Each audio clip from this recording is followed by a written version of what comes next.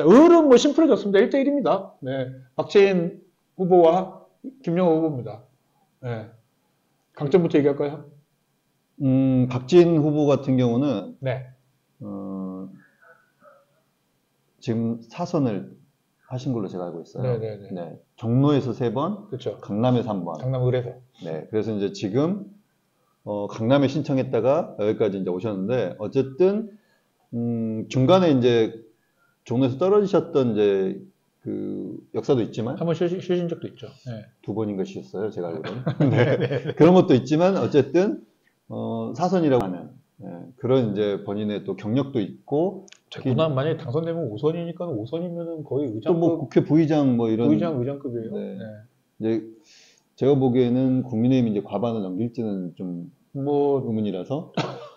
근데 이제 사실 서대문 을까지, 국민의힘에서는 넘긴 되잖아. 아니 그러니까 제 말은 서대문 을까지 만일 박진 의원이 된다면은 그건 과반 넘길 거죠. 과반 수 넘는 있죠. 거죠. 네, 그건 과반 넘는 거죠. 네. 네. 오케이. 그리고 맞네요. 이제 뭐 그래서 사선의 관록이 있는 거고, 네. 그다음에 이제 어쨌든 뭐 공간이 있겠지만 외교부 장관이라고 하는 또 이런 경험도 있기 때문에 그런 이제 여권 내에서의 좀 힘을 쓸 수 있는, 뭐 용산하고의 관계랄지 이것들도 뭐 충분히 있을 수 있는. 네, 포지션이다라고 이제 생각됩니다. 그렇죠. 그런 게 강점이다. 네, 그렇죠. 네. 솔직히 말하면 이제 지역은 잘 모르시지만 이제 단점도 바로 들어가 버리는데. 단점 바로 약점 들어갈 거야 바로? 아니, 그러니까 어쨌든 이게 이상하게 연결돼 버리는데, 그러니까 지역을 잘 모르시지만 지금 이제 정부에서 어느 정도 힘을 쓸 수 있는 포지션이라고는 보여집니다. 보통 이제 여당 후보들이 그 얘기를 많이 하잖아요. 나는 뭐 대통령과 무슨 관계가 힘 있는 있기 여당 때문에. 후보. 그렇죠. 힘 있는 여당 후보다라는 것에 굉장히 잘 어울리는 그런 구호를 쓸 때 굉장히 잘 어울릴 법한 후보다. 네. 그러니까 이건 확실히 강점인 것 같고. 자, 그러면은 이번에는 반대 이렇게 김영호 후보의 강점은 뭘까요? 김용호 이제 서대문 의뢰 현 의원. 네. 여기서 이제 2번 재선했죠. 네, 당선됐고, 그 앞에도 이제 출마를 2번 했을 때 이제 떨어졌고, 그때는 정두원 전 후보한테 졌죠. 네. 네. 그다음에 이제 서대문 이제 갑에서도 이제 쭉 활동을 하셨는데, 어쨌든 지금 서대문에서 이제 태어났고 활동한 게 쭉인 거잖아요. 그쵸. 그러니까 누구보다 서대문을 잘 안다. 음. 그리고 구석구석 어떤 문제가 있고 어떤 문제를 해결할 데 있어서 자기 대안이 있다는 게 있고요. 또 하나가 이제 3선이 될 수 있는 거잖아요. 네. 박진 후보 같은 경우는 이제 여기서 당선되면은 뭐 국회 부의장이나 뭐 이런 의장단급으로 가야 되는 그렇죠. 것이고. 뭐 이런 이제 네. 고민이 있지만은 김용훈 같은 경우는 3선이 되면 이제 상임위원장이 될 수 있죠. 그쵸. 네. 사실 보면은 제가 구에 있을 때도 그렇고 의장이나 부의장 분들에 대해서 네. 집행부 네. 혹은 행정부가 잘해주는 건 있어요. 네. 근데 어떤 문제를 해결하는 거는 이제 상임위원회가 아무래도 그렇죠. 실제 네. 이제 네. 일을 하는 위치이기 때문에 네. 그런 측면에서의 의장단과 상임위원장과의 좀 비교도 될 수 있지 않겠나. 그러니까 실제로 굉장히 실무적으로 힘을 쓰기에는 3선이 되는 김영호 의원 입장에서는 굉장히 이제 그 강점이 될 수 있다. 그리고 3선이. 이제 중요한 건 이제 연속성의 3선인 거잖아요. 그렇죠. 그렇기 때문에 본인이 이제 쭉 끌고 왔던 8년 동안에 여기 이제 수건사업 해결들이 있을 거고, 네. 여기 4년을 더 보태면은 연속적으로 이 문제 해결이 조금 더 나아질 수 있는. 그래서 이제 서대문을 잘한다는 것과 네. 이런 연속성의 3선으로 갔을 때 문제 해결력이 좀 더 높아 보일 수 있다. 라는 이제 장점이 있다고 봅니다. 자, 뭐 강점까지는 이렇게 강점, 장점 뭐 여기까지 이렇게 얘기하고 약점은? 약점이 있다면 어떻게 될까요? 그럼 반대로 할까요, 이번엔요? 약점은 이제 김용호 의원 같은 경우는 서울시당 위원장이기도 해요. 네, 맞아요. 네. 제가 이렇게 말하는 건 좀 그렇긴 하지만, 강한 인지도 혹은 높은 인지도라고 보기는 애매하죠. 네, 그런 면이 조금 있어 보여요. 그러니까 재선 의원 치고는 뭔가 이렇게 되게 이렇게 약간 재선 의원이 민주당이 워낙 많아서 그런지 몰라도 그런 면도 있죠. 이렇게 희미한 이미지가 되게 김용호 그랬을 때 지역 주민들은 조금 알지 모르겠으나 다른 동네 사람들까지도 인지도가 이렇게 쫙 퍼져가지고 야 김용호 뭐한 사람인지 이렇게 알기 그런 인지도는 조금 떨어진다. 그러니까 이제 민주당의 스타 의원들이라고 하는 분들이 있잖아요. 네네네. 뭐 남들이 싫어하긴 하지만 네. 뭐 정청래 의원 같은 뭐 이런 분도 있고 뭐 당대표가 워낙 이제 팬덤이 높으니까. 박용진, 뭐 이런 이제 이름이 값이 있는, 그렇죠. 나쁜 쪽이든 좋은 쪽이든 조응천, 이런 사람들도 있고, 그렇죠. 네. 뭐 어쨌든 임종석 이제 하려고 했던 전 비서실장 같은 경우도 그런 게 있기 때문에 뉴스의 중심이 그쵸, 섰던 그쵸. 거고. 네. 그리고 우상호 님만 하더라도 이제 우상호 하면 이제 다들 그렇죠. 그렇잖아요. 네. 그러니까 그런 부분에서 강한 팬덤이 좀 있지는 않아요.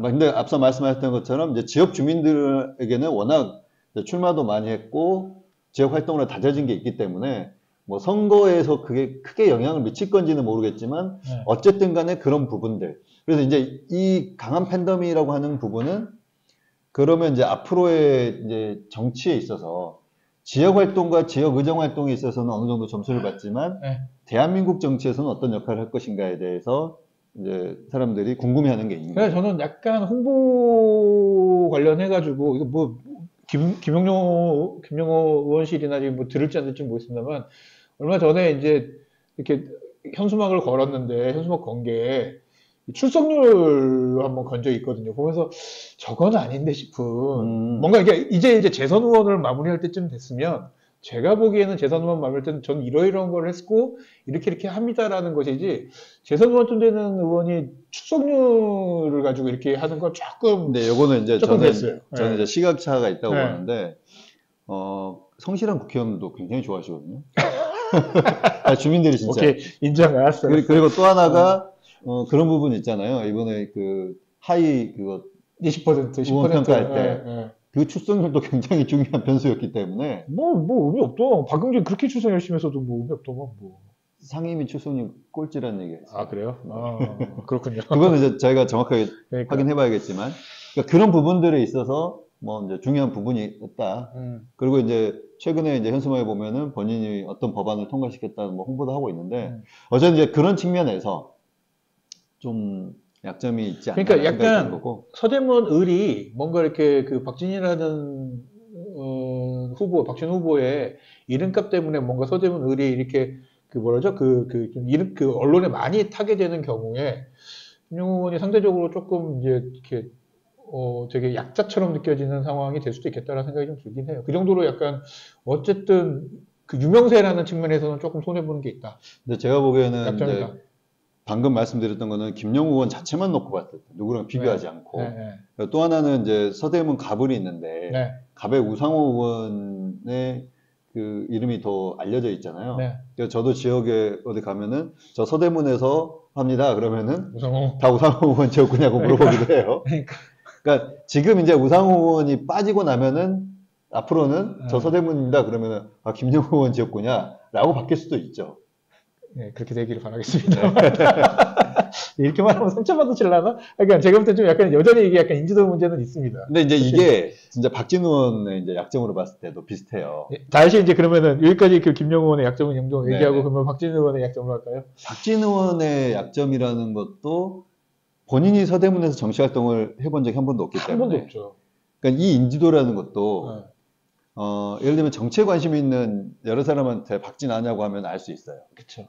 그러니까 인지도가 떨어지진 않아요. 그렇죠. 다만 지역에서 우리 유권자들, 서대문 의뢰 유권자들한테 박진을 아시냐고 물어보잖아요. 네. 그냥 일반 그 길거리 걸어다니는 주민들한테 인지도가 높지 않을 수 있어요. 뭐 그럴 수는 있죠. 네. 그러니까 정치를 뭐 300명을 우리 이름 딱 들어도 이게 누구지 하시는 분들도 있잖아요. 네네. 그리고 진짜 많더라고요 생각보다. 그러기도 하고 중요한 거는 자기 저 국회의원 이름도 잘 모르시는 원래 주민들도 맞아요. 많아요. 그렇죠. 근데 이제 남의 동네에 있다가 오신 분 이름을 알기가 어려워요. 네, 이제 그 약점을 작용할 테고, 뭐, 가장 큰 약점은 사실은 그보다 뭐, 앞선 약점은 뭐, 지역을 잘 모른다는 거겠죠. 근데 저는 그것보다 더 큰 약점이 있다고 봐요. 어떤 거요? 이게 꼭 기준이 되거나 이게 제한의 문제는 아니지만 연세가 좀 많으세요. 56년생이니까. 네, 그러니까 지금 이제 한국 나이로 하면은 69입니다. 69. 네. 그 다음에 이제 반면에 김용호 의원은 58. 그쵸. 네. 11살 차이. 11살 차이. 네.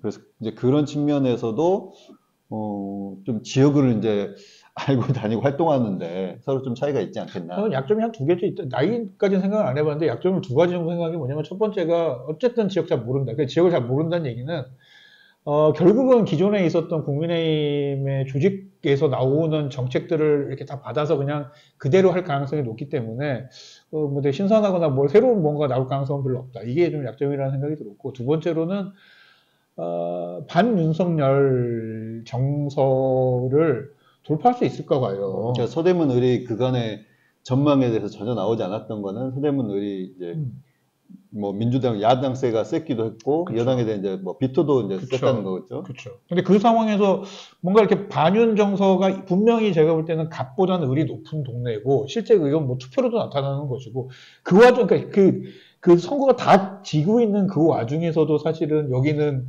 구청장 선거랑 서울시장 선거에서 뭐 약간 이기지는 못하더라도 뭔가 이렇게 뭐랄까요 젖잘싸를 하잖아요. 졌지만 잘 싸웠다 이런 거가 되는 동네잖아요. 이 동네가. 그럼 지금 이 분위기에서 반윤 정서가 굉장히 높은 동네인데 더구나 그 대통령과 아주 이제 뭐 어느 정도 가깝다고 하는 후보기 때문에 그렇게 얘기할 수 있을 것인가 봐요. 그러니까 그 후보기도 하고 윤석열 정부에서 외교 정책을 그러니까, 했기 때문에 윤석열 정부의 일종의 이제 뭐 친일이나 정권 심판이라고는 프레임에는 완벽하게 들어갈 수 있죠. 그렇죠. 그리고 나서는 또 이제 질문 같은 거 했을 때 어쨌든 일본하고의 관계에 있어서의 구록외교라고 하는 그런 등등등의 문제를 했었던 실무자란 말이에요. 그럼 이 문제를 질문했을 때 어떻게 답할 것인가에 대해서도 분명히 저는 뭐 가장 큰 약점이 아닌가 싶기도 하고. 구령 얘기도 있고, 네.